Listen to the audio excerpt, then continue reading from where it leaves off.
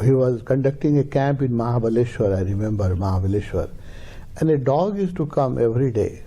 I used to sit on the back, and he will sit quietly. As long as Osho was in the podium, he will sit very quietly. And when Osho left, he will go away. And he used to come to see him off every time he come to Mахабалешвар. He used to come to receive him at the railway station and see him off at the railway station.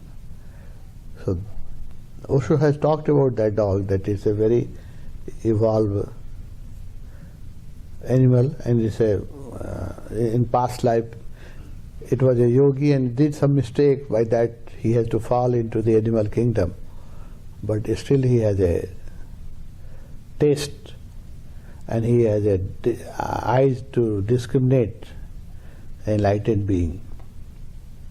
So friends, there are many stories and which you can find out in some of the books. I'm also writing some of the story about old days. I have seen very miraculous thing happening around Osho.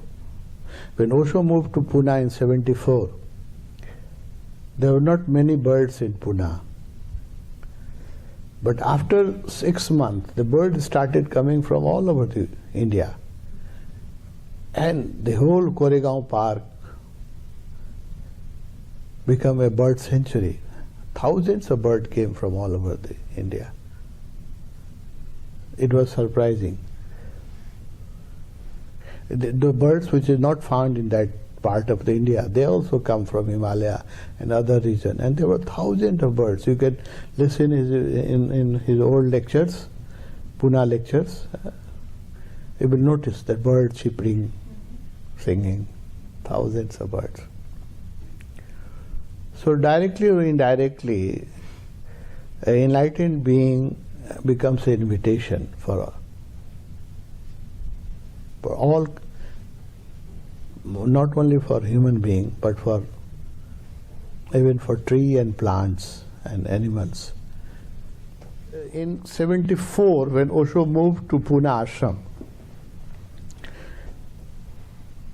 it was a one house ashram, Koregaon Park, Lao Tse house. There was no meditation hall, so they built a meditation hall, Chansu meditation hall, after some time. And he used to give a morning talk and evening darshan in the hall, Chansu auditorium. A bird used to come every morning and will sit on a plant very close to Osho, and for 1.5 hours Osho used to speak in 1 month in English and 1 month in Hindi. The bird will sit there unmoving for 1.5 hours. It was daily affair.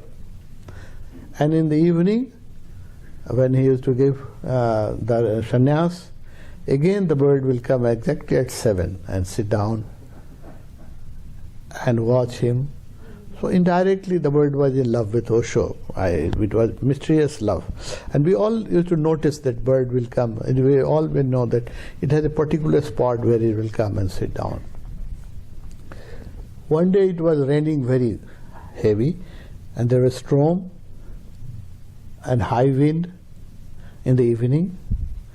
So during the darshan time, it was raining outside and it was very windy, cloudy day. So look, that bird could not manage to reach. So we all were looking for the bird, because it was a daily routine. They used to come and sit on the same plants every day. So that day it was missing. Osho also looked at that plant for several times. He was also missing the bird. But the bird was caught somewhere in this high wind and he could not manage to reach up to Osho. When the lecture darshan was finished and it became little, rain became little mild, the bird came and he fell at the feet of Osho. it was wounded, and it has struggled very hard to reach to Transvertorium.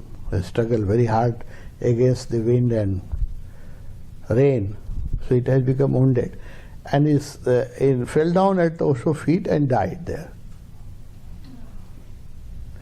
Osho picked up the bird, and next day in the morning lecture he has spoken about the bird, that it was a very high soul, and he asked the inmates to make a celebration, death celebration of the bird, as we make celebration of sannyasin. So same way the bird should be buried in the garden, Osho garden, and there should be celebration.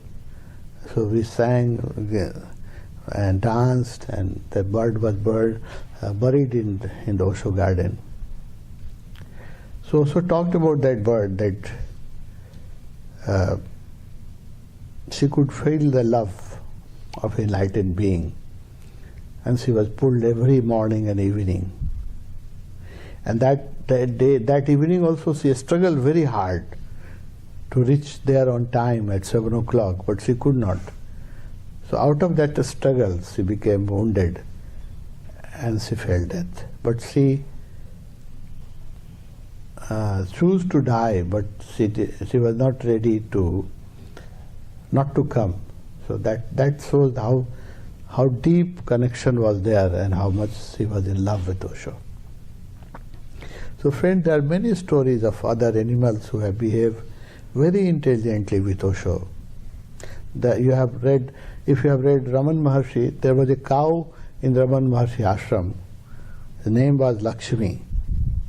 She used to come every morning to bow down at Raman feet, and she will not eat unless she had a darshan of Raman Maharshi.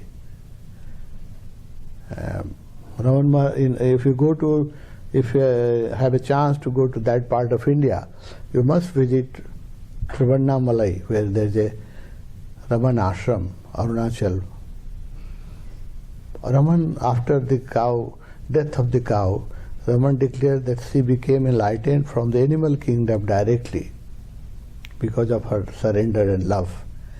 And they have made a samadhi of that cow Lakshmi in Raman ashram. You will find several pictures of that cow, and people go and worship that samadhi of cow Lakshmi. So even the animals have that sensitivity, because they don't have much mind, so they are more sensitive and more intuitive than human being. Our mind interferes. Mind is very logical, and mind creates doubt, and mind is not ready to surrender easily. But other animals and plants, they don't have that developed mind, so they are more intuitive, and sometimes they surrender very easily than human being.